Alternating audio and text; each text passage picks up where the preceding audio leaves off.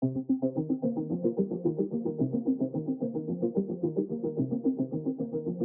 name is Eric Tucker, and I cover the FBI, Justice Department, and national security for the Associated Press. A Justice Department special counsel has concluded a 4-year investigation into origins of the FBI's investigation into potential collusion between Donald Trump's 2016 presidential campaign and Russia. The 306-page report from special counsel John Durham was a fairly damning assessment of FBI actions during the course of the 2016 and 2017 investigation. What it primarily found was that the FBI lacked an adequate basis to launch its investigation, and it said that even as the FBI uncovered evidence that undercut its premise of a potential coordination between the Trump campaign and Russia, it either minimized, ignored, or rationalized away that evidence to keep the probe going.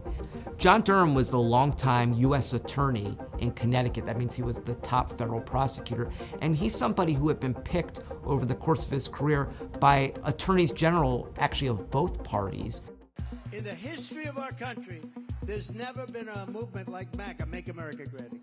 Donald Trump has really claimed significant vindication, or at least tried to claim significant vindication from this report. He had earlier claimed that Durham would uncover the crime of the century, something that Durham did not suggest in his report that he had done. And then even after the report was released, Trump said that in fact, Durham had indeed uncovered the crime of the century, and he said the American public had been scammed and that this report shows it.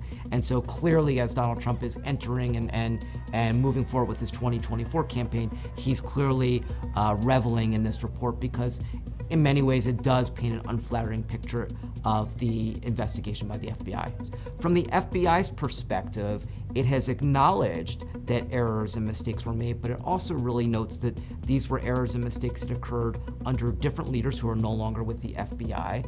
And it also said that the steps that it's taken to deal with these problems would have prevented them from occurring in the first place had they been in place in 2016 and 2017.